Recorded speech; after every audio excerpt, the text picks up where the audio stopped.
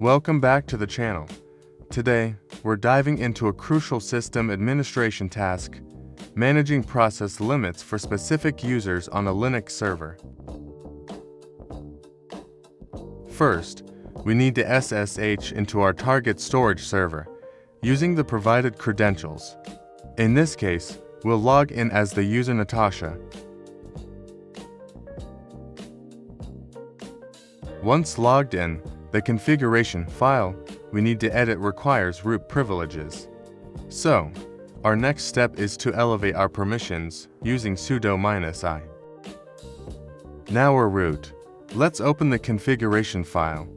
This is the file where we define resource limits for users and groups across the system. We'll use the VI editor for this. Scroll down to the bottom of the file.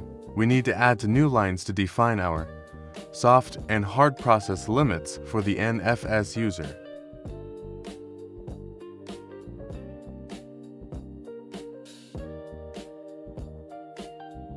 We'll add the soft limit first. The soft limit is a warning. The user can temporarily exceed this limit up to the hard limit.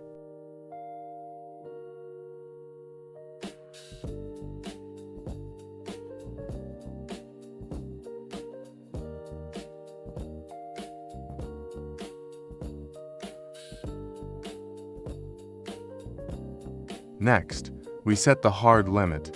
The hard limit is the absolute ceiling. The user cannot exceed this number of processes. Once those two lines are added, save and exit the VI editor. Remember, for these changes to take effect, the nfsuser typically needs to log out and log back in, or the system needs a reboot. Depending on your environment, we checked the task, and it was a success. We've saved the day by properly administering user resource limits. If this video helps you troubleshoot performance issues or understand how process limits work in Linux, please hit the like button and subscribe for more sysadmin tips and tricks. Thanks for watching.